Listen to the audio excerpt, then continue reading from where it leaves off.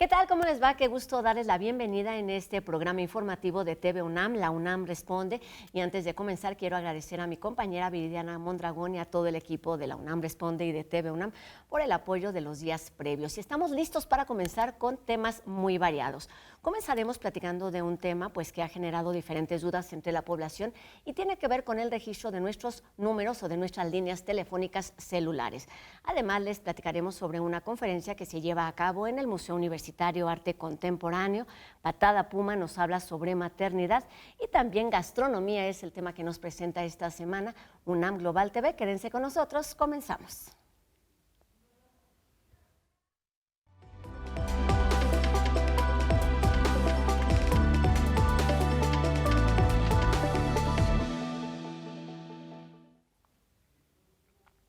En diciembre de 2025, la Comisión Reguladora de Telecomunicaciones publicó los lineamientos que pondrían en marcha una reforma a la ley en materia de telecomunicaciones y radiodifusión con el argumento de mitigar delitos como la extorsión, el secuestro virtual y la suplantación de identidad a través de limitar el anonimato en las líneas telefónicas. La campaña Registra tu línea, que cierra este 30 de junio para el registro de tarjetas físicas y digitales, ya se ha aplicado o se aplica en otras latitudes y ha generado dudas y discusión, por ejemplo, en temas de privacidad y de seguridad. Para resolver todos estos temas, el día de hoy saludamos aquí en la UNAM Responde al ingeniero José Leopoldo Vega Correa, quien es el director de Telecomunicaciones de la Dirección General de Cómputo y de Tecnologías de Información y Comunicación, la DGTIC de nuestra universidad. ¿Cómo estás, ingeniero? Gracias, muy bien, gracias. Bienvenido a la UNAM Responde. Y antes de comenzar con la plática, saludamos también al ingeniero Ricardo Castañeda Álvarez, quien es el director general de Política Regulatoria de la Comisión Reguladora de Telecomunicaciones. Ingeniero, bienvenido. Rosa, muchas gracias por la invitación. Qué gusto estar contigo. Gracias, bienvenidos ambos. Hoy vamos a tener un reto importante que tiene que ver con aclarar y poner sobre la mesa puntos sobre esta campaña. ¿En qué consiste? Comencemos por ahí. ¿Cuáles son los objetivos? ¿Qué es lo que tenemos que saber de este Registra tu línea? Gracias, Rosa, muy amable. Pues mira, este es un mandato que viene en la ley en materia de telecomunicaciones y radiodifusión, que el Congreso determinó como parte de una estrategia mucho más amplia de combate al crimen, particularmente respecto al delito de extorsión. Dentro de este delito, pues la gran mayoría de estas extorsiones se cometen a través del uso del teléfono, particularmente el teléfono celular. Y una problemática que se identificó es que alrededor del 84% del total de líneas telefónicas móviles, tenemos alrededor de 144 millones de líneas telefónicas móviles en el país, alrededor del 84% de estas líneas están en la modalidad de prepago, donde hasta antes de la emisión de estos lineamientos, pues bastaba con que compraras un chip, un SIM en cualquier punto de venta, sin mayor requisito, y hacer utilización de él. Y esto, pues evidentemente, fue aprovechado por el crimen organizado, pues para llevar a cabo, escudados en el anonimato del uso de este servicio, pues este tipo de delitos. Entonces ahora lo que se pretende es eliminar esta capa de anonimato de forma tal que todas las líneas telefónicas móviles estén vinculadas a un titular, a un usuario, y de esa manera facilitarle a las autoridades la investigación de cualquier delito que se cometa utilizando este medio de comunicación. Entonces, en realidad lo que esta medida busca es brindar de mayor seguridad a la sociedad para que, eliminando esta capa de anonimato, se eleve el nivel de dificultad con el cual se cometen pues estos delitos, ¿no? A través del servicio telefónico. Muy bien, ese es en un primer punto. ¿Por qué esta campaña, esta alternativa podría no ser efectiva, ingeniero? Bueno, lo primero que hay que recordar es que tenemos intentos previos, ¿no? En esos intentos previos, pues hemos visto que en su momento el gobierno federal estaba recabando los datos y esto producía ciertas inconsistencias en los datos, no se probaban los datos y entonces la gente ahorita pues tiene desconfianza. Ya no cree que este sistema sea un buen sistema, el de registro de la línea celular. Y la pregunta que surgiría aquí es, ¿por qué no las telefónicas ya lo llevan? O sea, al final de cuentas, cuando tú vas a contratar un teléfono en la modalidad de postpago, que es la modalidad de rentas, vamos a decirlo así, tienen los registros, tienen los biométricos, tienen tus datos y demás. Probablemente sí no hayan tenido el cuidado que tal vez debieron de tener para la asignación de lo que son los circuitos móviles, los SIMs que llamamos, o ahora los SIMs electrónicos, ¿no? Entonces, esto creo que es el principal riesgo que tiene esta campaña. El segundo que le veo es la desconfianza de que esos datos personales, ¿dónde quedan? ¿Dónde quedaron los esfuerzos previos? ¿No? Sobre todo el de 2014, me parece que fue por ahí, por esos años, en donde pues, se hizo este registro, se forzó a que la población nos registráramos las líneas, ¿y dónde quedaron todos sus datos? Al final de cuentas, sí hemos sabido que han quedado en las redes profundas, vamos a decir, que se venden al mejor postor, lo cual no es una buena idea. Claro. Entonces creo que esos son los riesgos que tiene esta campaña en que pudiese tener... Claro, tenemos que hablar de lo que sucederá o cómo proteger estas bases de datos, pero antes quisiera comenzar en esta parte del ABC y de la presentación, ¿quiénes y cómo debemos hacer este registro? Claro que sí, con mucho gusto. Mira, hay dos modalidades para hacerlo. Uno es la modalidad remota, desde el propio terminal móvil, y la otra es de manera presencial, y esto es muy importante, se hace todo ante el operador. Tanto el registro en modalidad remota como el registro de forma presencial se hace ante nuestro operador móvil. No son datos que la compañía telefónica. La compañía telefónica, exactamente. Okay. No son datos que recabe ni resguarde el propio gobierno. Okay. Como ya el maestro Vega nos lo comentó, pues son las telefónicas quienes recaban datos de sus usuarios, que lo han hecho desde hace muchos años en la modalidad de los pospago o de plano de renta, ¿no? Que desde antes de contratar la línea, pues se recaban datos de estos usuarios. Pero ciertamente faltaba este complemento, que son además la mayoría de los chips prepago. Y se hizo de esa manera por un modelo comercial de competencia, de abonar más usuarios. Y entonces en la medida en la que pues simplemente tú vendiendo un chip pues ya tenías servicio, pues eso era mucho menor fricción para las personas de contar con el servicio de manera inmediata. Pero desafortunadamente, pues como ya lo mencioné al principio, pues esto provocó este fenómeno de que a través de este servicio pues se cometieran muchos o se han estado cometiendo muchos actos de extorsión.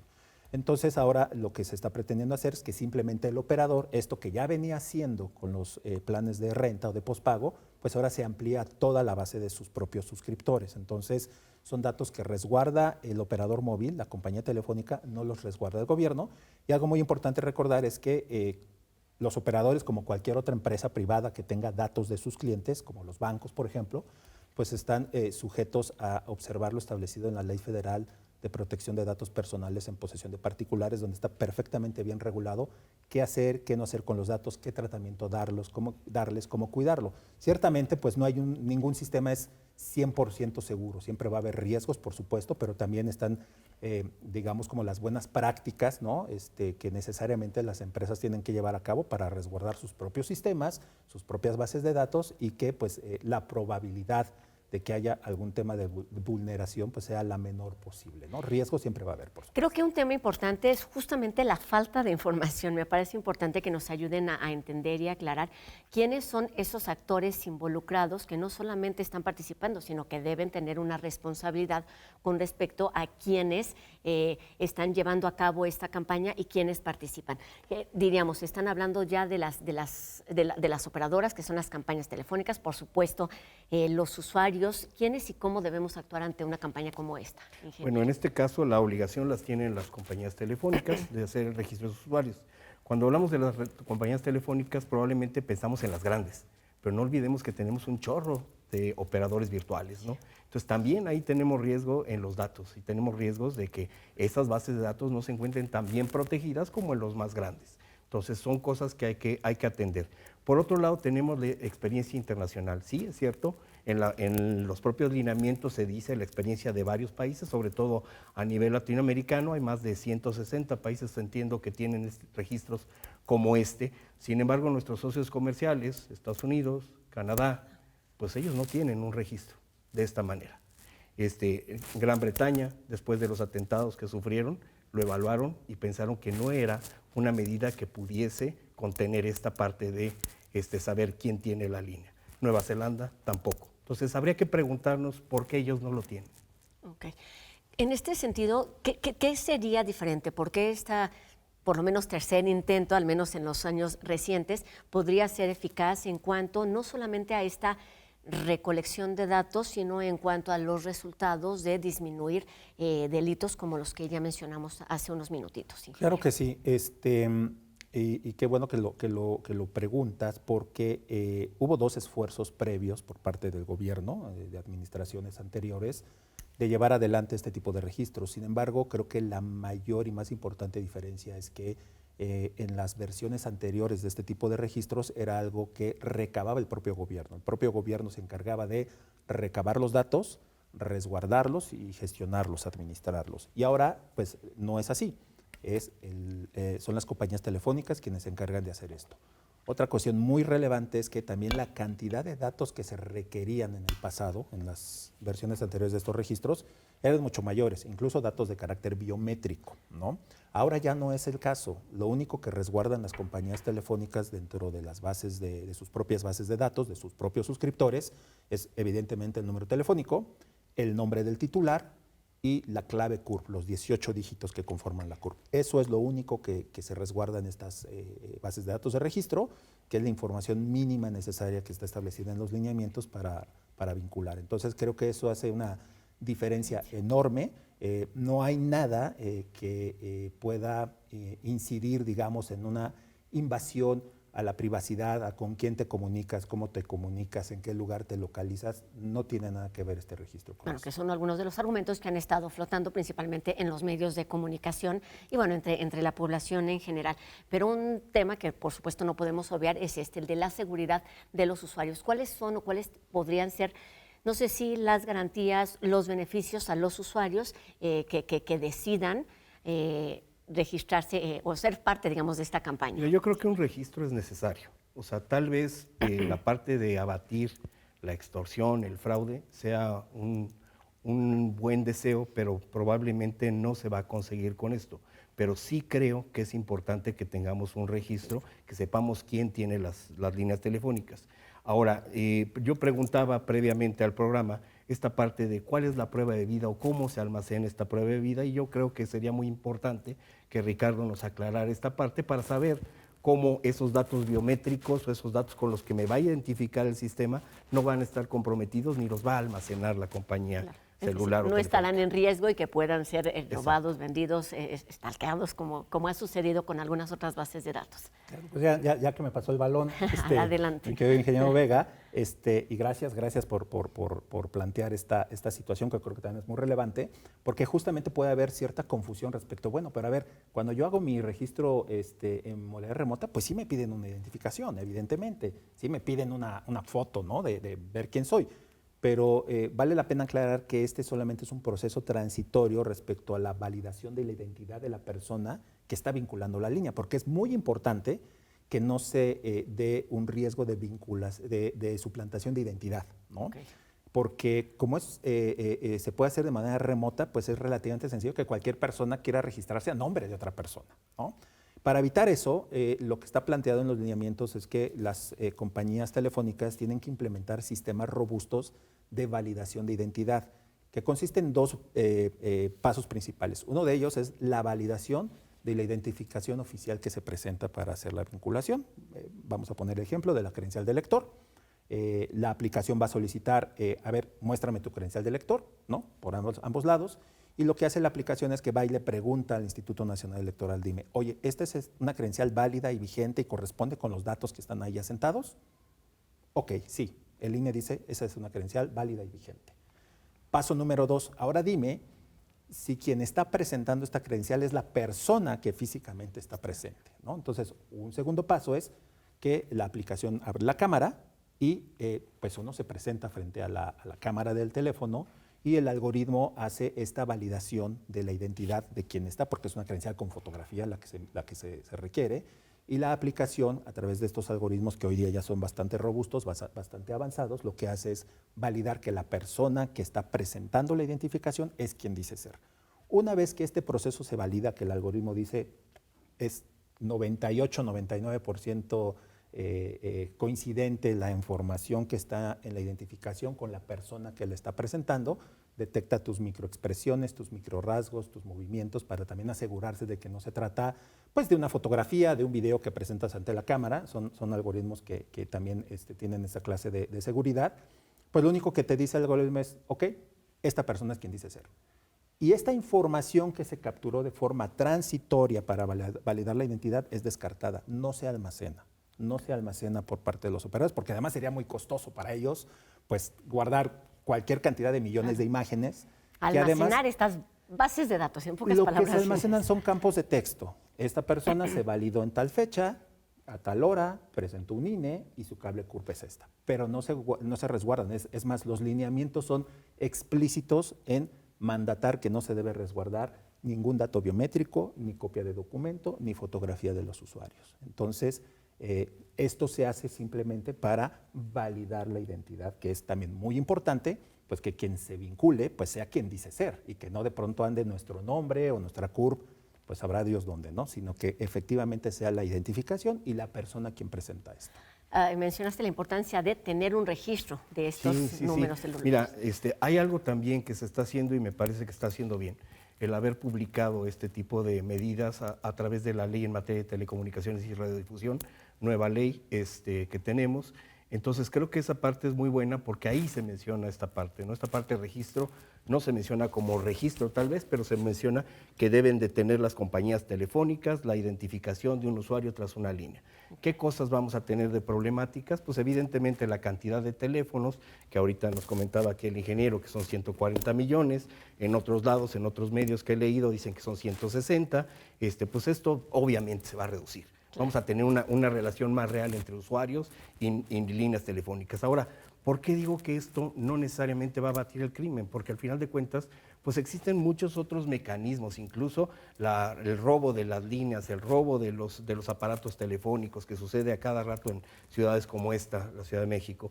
Este tipo de cosas se van a presentar, se van a estar vendiendo este tipo de chips ya registrados, de líneas ya registradas. Entonces, sí vamos a tener otra serie de mecanismos que van a, pues desafortunadamente, utilizar los delincuentes para poder hacer este tipo de llamadas de extorsión. Y una que me viene aquí a la mente es cuando falsifican tu número telefónico. Es muy común un fraude que hacen con las líneas telefónicas, que tú recibes una llamada de tu portal bancario, de tu centro de atención usuarios bancario, ¿no? Entonces, de pronto, si yo lo tengo registrado, me aparece como una llamada de mi banco. O si no lo tengo registrado y me sé el número, voy a ver qué es el número de mi banco. ¿Cómo se contiende contra este tipo de cosas? Esta mecánica no la van a ayudar a parar estos lineamientos, ¿no? Podríamos seguir hablando de este tema, pero vamos a terminar justo con eso. ¿Cuáles son, digamos, las estrategias que han implementado para garantizar que esta campaña sea eficaz? Y pienso también en el tema del alcance, es decir, hay comunidades lejanas donde es difícil, digamos que con dificultad tienen una línea telefónica. ¿Cuáles son como las alternativas para que puedan llevar a cabo este registro? Y ese es solamente una de las ideas que vienen a la mente. Sí, gracias, Rosa. Y un poco, digamos, ahí en respuesta a las dudas que comenta el ingeniero Vega, pues justamente este tema de la vinculación de líneas es solamente una de las varias piezas que desde el gobierno federal se están impulsando para contener este tipo de delitos.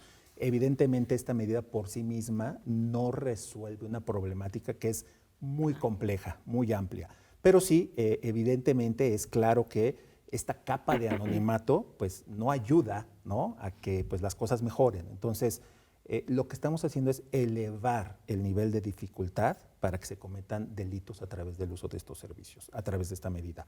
Tenemos en camino otras medidas como por ejemplo contener el spam telefónico o la suplantación de números, ¿no?, que es otro problema que se atenderá con otras medidas de carácter también regulatorio. Tenemos muy poquito tiempo, técnico. Martín, ya se nos terminó, pero quiero hacerte una pregunta velocísima. ¿Qué sucederá con las personas que no hagan este registro? Bueno, si al 30 de junio no se han registrado, lo que van a sufrir es una suspensión temporal de los servicios. No podrán hacer llamadas, ni mandar mensajes, ni uso de los datos de sus teléfonos. Y hasta que hagan el registro, esto es después del 30 de junio, volverán a reactivarse los servicios. Por eso es muy importante que antes del 30 de junio las personas vinculen sus líneas telefónicas. Dato importante, ¿qué avance llevan? Llevamos arriba de 32 millones de líneas telefónicas ya registradas, todavía hay camino por recorrer, pero ahí todavía quedan algunas 2 semanas. meses. ¿A registrar la línea, ingeniero? Así es. Muy bien, pues muchísimas gracias a ambos por estos minutos, por esta plática que nos permite, pues eso, resolver algunas dudas, pero además pensar en otros temas que quizás no teníamos en la cabeza, que tiene que ver con nuestra seguridad y con la forma en la que nos comunicamos hoy en día, que esa no va a cambiar. Ya está aquí, claro, educación y cultura. Cultura digital. Es lo que tenemos que hacer, esta cultura digital. Ingeniero José Leopoldo Vega Correa e ingeniero Ricardo Castañeda Álvarez de la DGTIC y de la Dirección General de Políticas Regulatorias, bueno, de la Comisión Reguladora de Telecomunicaciones. Ambos, muchísimas gracias por estos minutos y bienvenidos siempre a la UNAM Responde. Al contrario, muchas Gracias. Gracias. Y bueno, ahora nos vamos al Museo Universitario Arte Contemporáneo, donde se llevará a cabo la conferencia Arte frente al autoritarismo en la Ciudad de México, que imparte el doctor Sergio Aguayo Quesada como parte del seminario Los grupos y las pedagogías militares, donde se ofrece un repaso por la resistencia de artistas e intelectuales ante las fuerzas represivas del Estado mexicano durante las décadas de los 70 y los 80. Se analizarán casos emblemáticos como el de Alberto Híjar, que nos lleva a explorar cómo los colectivos artísticos se convirtieron en un desafío para el aparato disciplinario de esa época. La cita es este miércoles 6 de mayo a las 12 del día en la sala de conferencias del MUAC y la entrada es libre, pero el cupo es limitado, así que la recomendación, como siempre, es llegar temprano.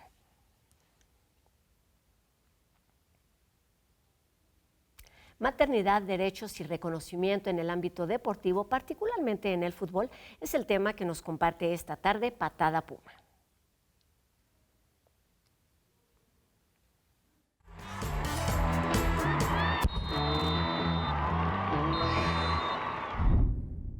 ¿Sabes cuántas mujeres de la Liga MX femenil son mamás?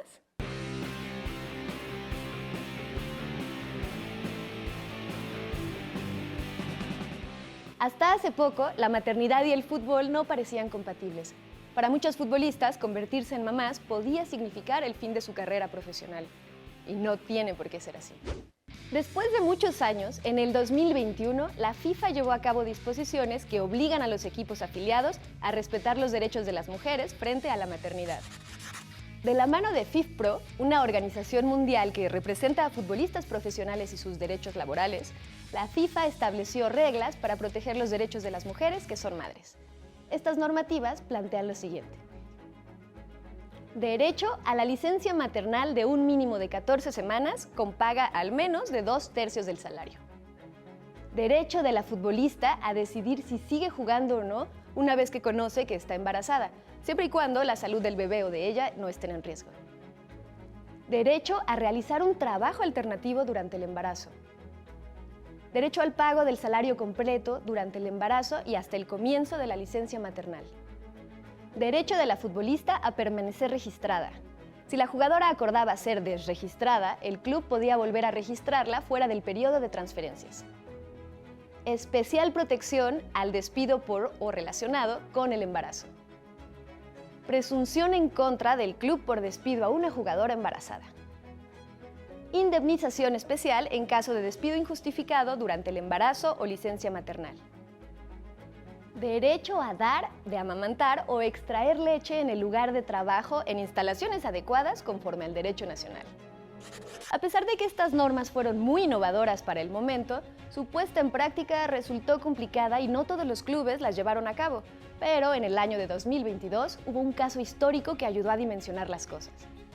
La futbolista islandesa Sara Björk Gunnarsdóttir se convirtió en la primera jugadora en ganar un reclamo contra un club a través del reglamento de maternidad de la FIFA. Sara jugaba entonces para el club francés Olympique Lyonnais. Se embarazó y durante el embarazo el club suspendió sus pagos ya que no estaba jugando.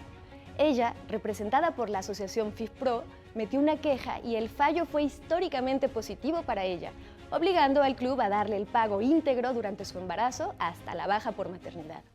Este caso, además de demostrar las situaciones en las que las futbolistas necesitan protección laboral, puso en evidencia la necesidad de que la FIFA regule a los clubes para que respeten estos derechos.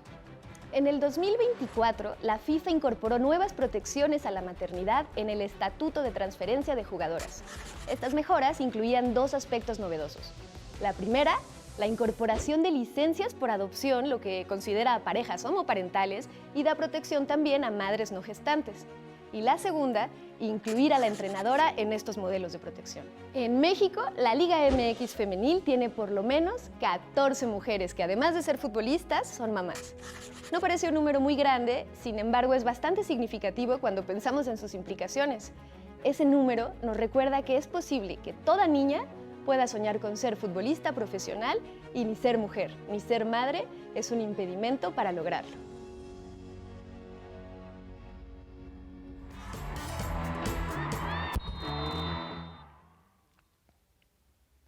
Y ahora UNAM Global TV nos lleva a disfrutar de uno de los platillos más representativos de la cultura huasteca. Se trata del zacahuil, un tamal enorme en dimensiones e historia.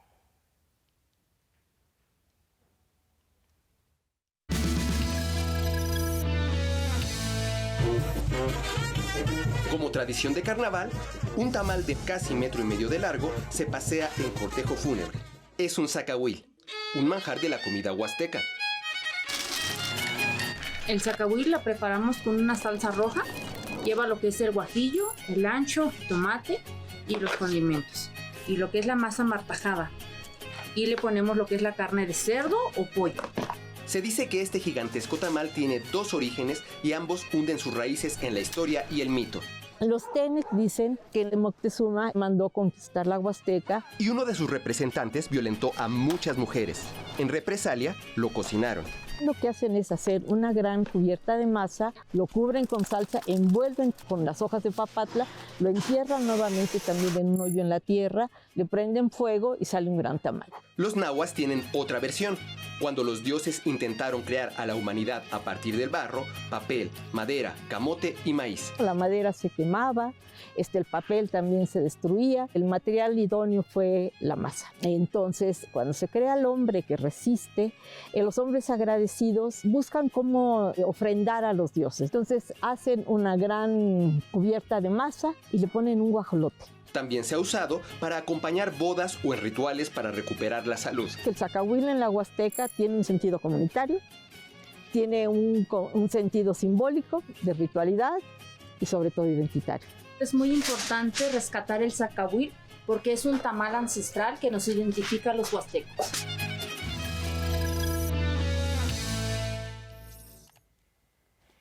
Y con este antojo terminamos nuestro programa de hoy, agradeciendo a Erika Ordóñez de la interpretación de lengua de señas mexicana que nos permite llegar a un público mucho más amplio. Y a ustedes les recuerdo que podemos seguir la comunicación a través de nuestras redes sociales, ustedes ya la conocen y aparecen en este momento en nuestras pantallas para que nos hagan llegar sus dudas, sus comentarios y sigamos haciendo juntos La UNAM Responde. Y gracias por supuesto a todas y cada una de las personas que hacen posible esta transmisión día con día. Mi nombre es Rosa Brizuela y nos vemos aquí mañana, 2:30 de la tarde en TV UNAM. Adiós.